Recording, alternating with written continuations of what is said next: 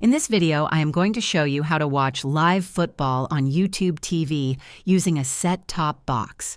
If you're looking for a seamless way to stream games directly to your TV, this guide will walk you through the process. Let's get started. To watch live football on YouTube TV with a set-top box, start by ensuring your set-top box is compatible with the YouTube TV app. Popular options like Roku, Apple TVs, Amazon Fire TV, or Android TV all support the app.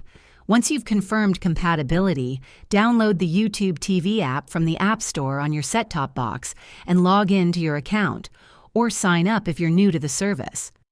After logging in, use the app to browse the channel lineup and find the game you want to watch, such as ESPN, Fox, CBS, or NBC. Simply select the channel or game to start streaming instantly. You can also use the remote control to set up reminders or record games using the Cloud DVR feature. If this video helped you learn how to watch live football on YouTube TV with a set-top box, please like and subscribe to the channel. Thanks for watching.